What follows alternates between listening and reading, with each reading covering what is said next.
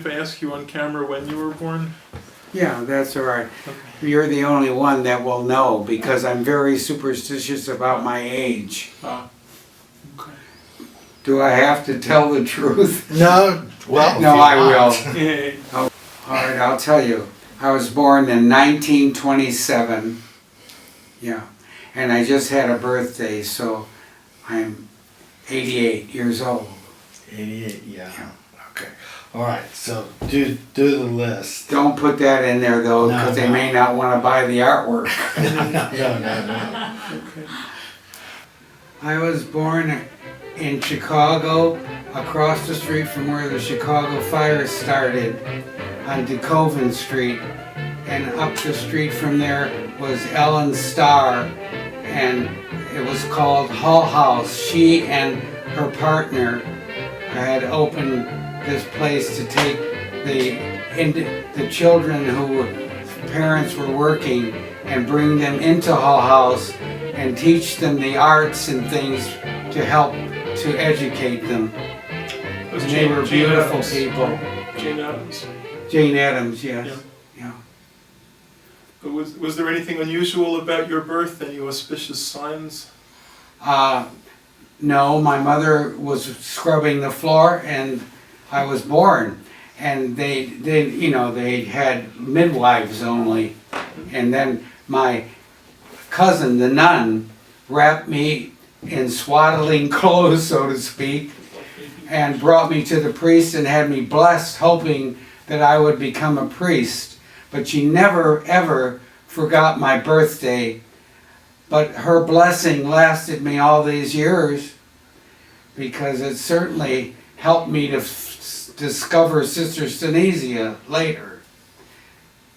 So what did your parents do? My father came here when he was 2 years old from Italy, and he was very much a macho American, so to speak. And he became a tool and die maker later in life, after going to school and doing that kind of thing. And my mother just worked for a printing company, Cuneo Press it was, I think it was called, Cuneo Press, yeah. So is the story of you becoming an artist wrapped up in the story of Sister Stynesia? Do you want to tell us a little Yes. bit about that? Well, when you're brought, you have a brother and sister with high IQs, the nuns drive you crazy. And I was in first grade, and they were all finished with school, and I was scared because they thought, here's another Iaculla, you know. And so the nun, to keep me quiet, gave me some clay. And I started working with the clay, and I thought, gee, I like this. So I started reading stories about artists, like the violin maker of Cremona. I liked that story. I liked all the stories about artists. And then later, of course, when I was in my second year of college, I think, is when I went to my aunt's house and saw the portrait of Sister Adora. And I said, oh, I asked my aunt, I said, who did this portrait of Sister Adora? She says, oh, there's some nun at their convent that paints. I says, I have to meet her. So that's when I brought my artwork to her studio, and she had a beautiful studio. It was on the second floor, and I went up there and I knocked on the door, and she said, come in and go to the Bible and read the last line of the Bible. I don't even remember what it said, but I read it. And she said, you know, I'm going to put your work on exhibit. And she said, but there's only one painting that I want you to destroy. I said, sister, what painting is that? She said, of the red shoes. I said, all right, sister, I will destroy it. Because in Catholicism, if you commit suicide, there is no salvation for you. So that's why I destroyed that painting for her. But in retrospect, I wish I had destroyed it. But I have, I think, some earlier works in the painting of ballet dancers, because one of my cousins became a famous ballet dancer and taught at the Scala Milan in Italy.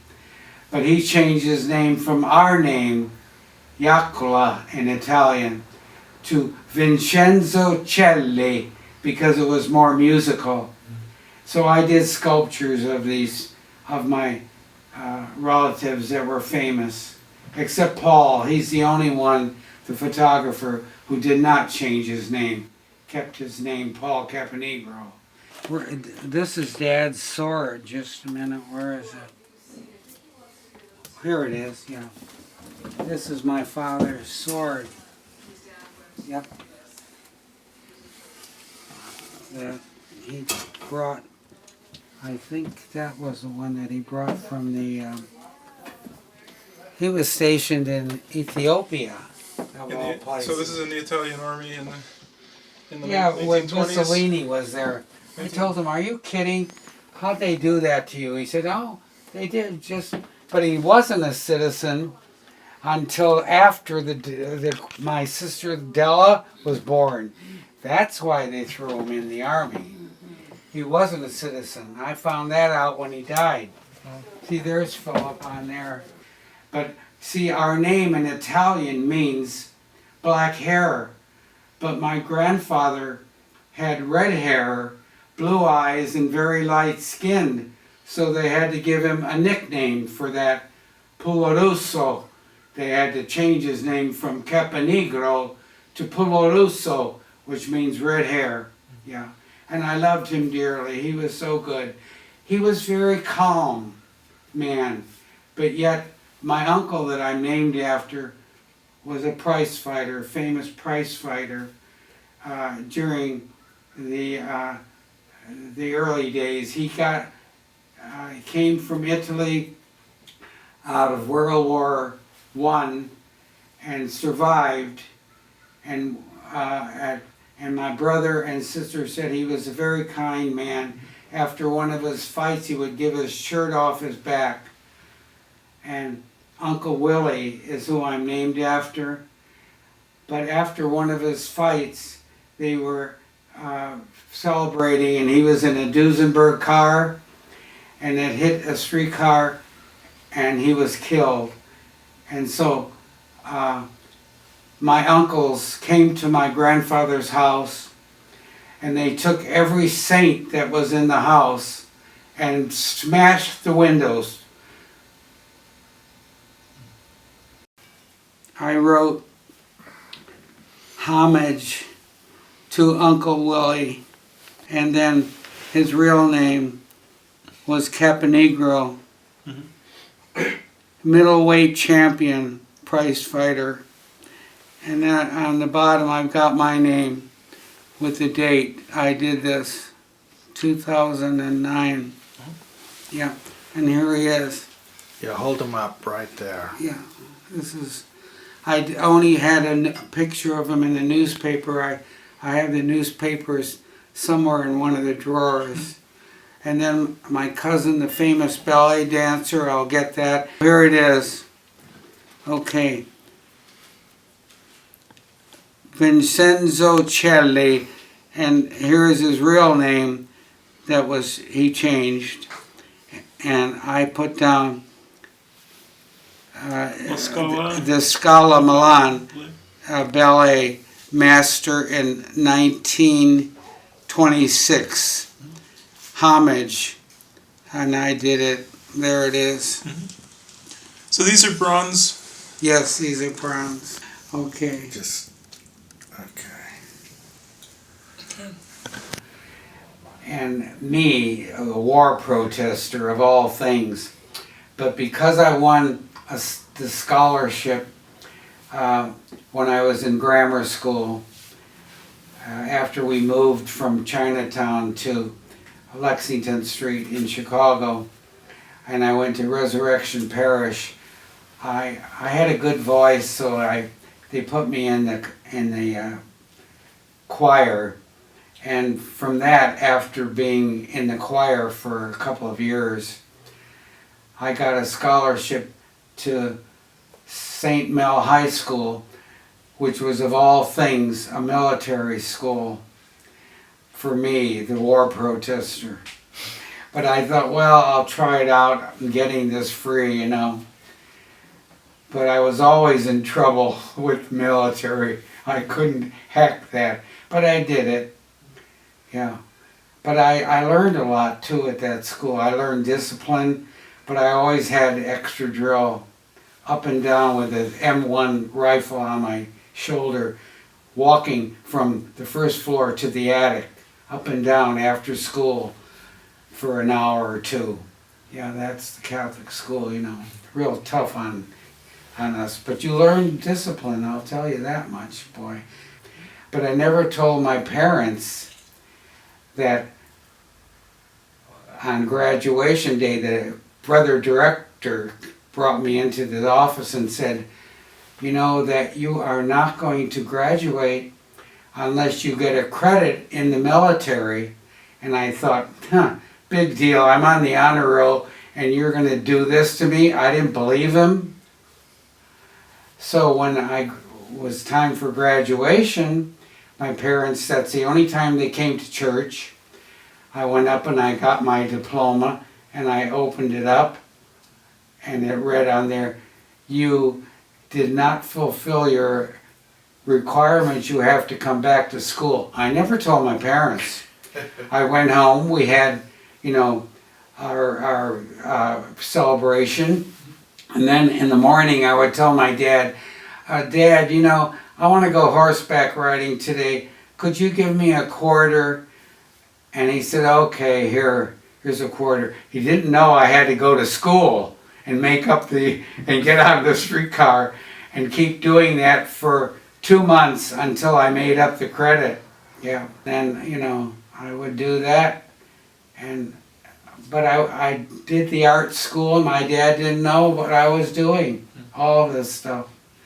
Until later on, after I got out of college and that, you know, I think then maybe he kind of accepted me as an artist.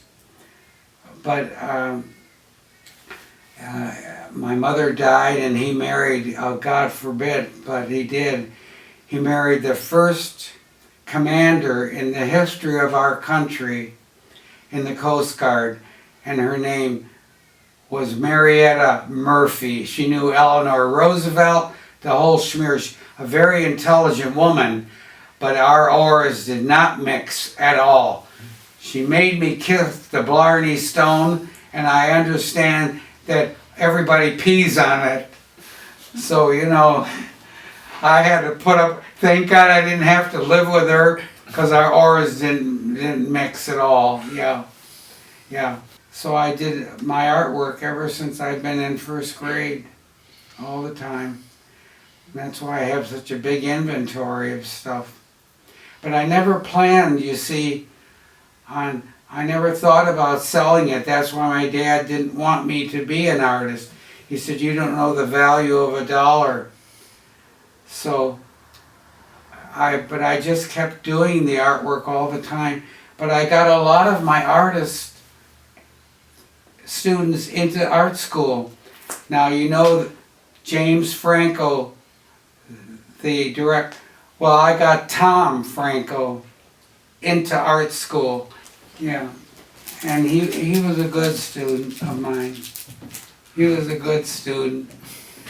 Yeah, and his brother, you know, tries to opt in on him, but it doesn't work because I taught at the Pacific Art League. I donated my salary to them and just taught art because I got a lot of my earlier students into art school. He loved it, just loved it.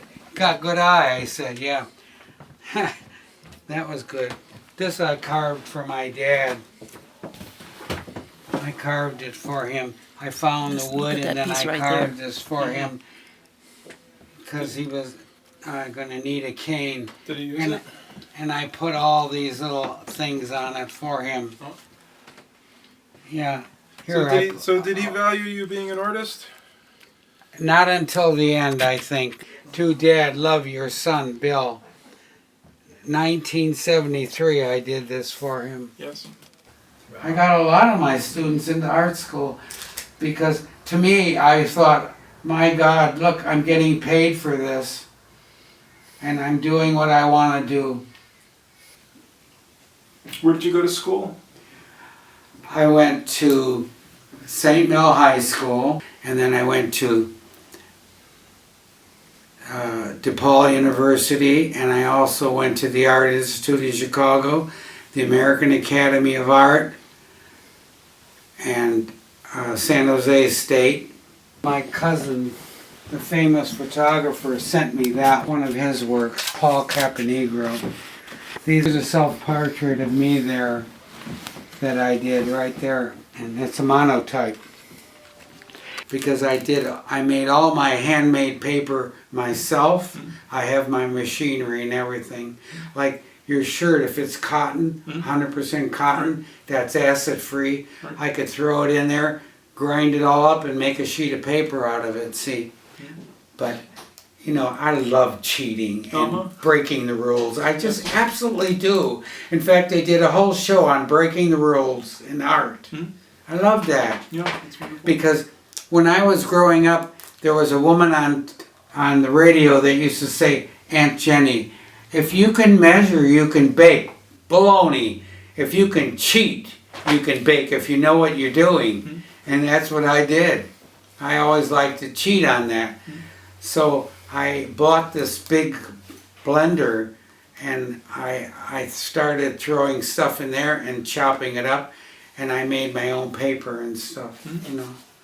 But then I didn't realize that formaldehyde was a carcinogen. So in doing the bichromate prints, all the paper had to be dipped in formaldehyde, and God, I had the studio hanging with the stuff in here. I'm walking through, breathing, all this stuff. Oh, yeah, I did it. But I still have the equipment. Right. The etching press in there. It's all covered up. So when did you realize that you wanted to be an artist? When I was in first grade. Exactly. And I was left alone a lot. So they were all working or at elsewhere. So I was left alone in my grandfather's apartment building. This is when we moved away from Jefferson Street to my grandpa's. He had a 6-flat apartment building, and I was on the 2nd floor, and I was left alone in the apartment building, and my aunt was supposed to look in on me, but she never did. And I would be there alone, and the windows would freeze up because we only had a little stove.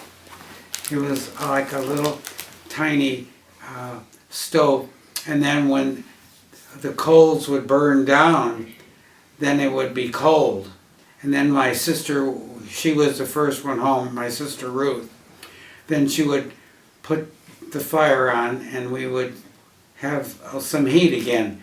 So I was left in there alone, and the windows would freeze up. I would take my sister's hairpins and heat them on whatever heat was left, and then draw pictures on the frozen windows. So I was doing art then, like that, see. But I was always left alone. So I made up this world of my own, you know, and I could, when the windows weren't frozen, I could look out the window and see my aunt, the one that did all the hoaxes on me, her husband. Oh my God, he scared the living daylights out of you. I don't know, my cousin told me once that he must have gotten into a fight or something because he had one bad eye. But one day he got a hold of me. I used to love looking out the window at him because he had all his tools underneath the garage in perfect order and sharpening his tools outside. And when he wasn't home, I would sneak over there and see his dog, because I love dogs. And one day he caught me, and he said in Italian to me, do you want to hear it in Italian? Please, yes. Non scorta mia, because aren't you ashamed of yourself because of your dirty neck? He took me inside and took a scrub brush and brushed my neck with a scrub brush that you scrub the floor with. And he scared the hell out of me, I'm telling you. But this one day, and my dad always, he loved hunting, so he would take my brother and I hunting all the time. And then I would sit in the kitchen of the farmhouse and keep my feet warm where the collie dog was, and I loved animals, so I keep my feet warm in there. Yeah, but the thing was that learning all about this stuff and staying in this apartment by myself made me do these things and do it by myself and not worry about anything. Yeah. So that's, but the one day my dad, he would always show us after dinner how to box or do something. And he always had this German Luger gun that he had, because my mother told him, I wasn't born yet. I said, Dad, how could they have put you in the army when you didn't even speak Italian? He says, I don't know. I went back to visit my mother and they threw him in the army, Mussolini's army, and he was stationed in Ethiopia. That's where he was, Ethiopia. What was the first piece of art you collected? Oh, yes. It was Dickens, because I loved Charles Dickens. Incidentally, the museum took that one piece. When we were in England, we went to the old curiosity shop, and there was a little Hogarth there that I decided I would buy that. And so I bought that. And then after that, I started collecting a lot of his work. I loved Dickens because he brought out the ills of society, and I loved that about him. And I loved the artists that were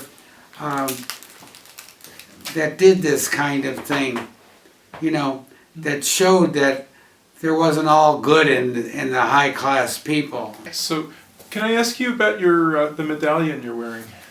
Yeah, this I made out of my gold teeth, and it's the iconography that deals with what I was brought up with.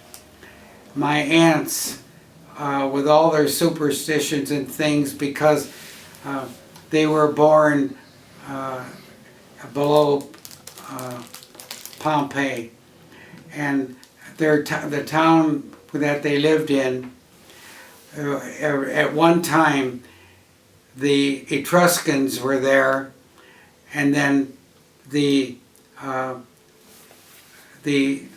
Greeks, and then the Romans. So because of that heritage, they were very superstitious. And one of them is that the wards off the evil eye are horns, and also the erected penis wards off the evil eye. So Distasi, I learned more from him, because that's exactly what he was bringing out, that from the early caveman it started all the way up until the present time, that I learned so much from him about myself with this evil eye biz. And that's why when I made certain sculptures. I didn't know why I was doing this. Like I made one for the collector of Hewlett-Packard that bought one of my sculptures, and it had scissors for horns, and she wanted to put it in her living room. And I said, I don't think so, because if we have an earthquake, it'll come down and cut somebody. So we put it out on the patio. But why did I use scissors? Because I found out from Distasi that the chant from the evil eye is Shkata Maloka, E Digo Benediga, Afachami Ikorna, which means, first of all, what you do is you say, put the horns on to get rid of the evil eye, and then you bless it, and then you take a scissors and you cut the evil eye. So that's why I was using scissors for horns. I didn't know why I was doing that. Right.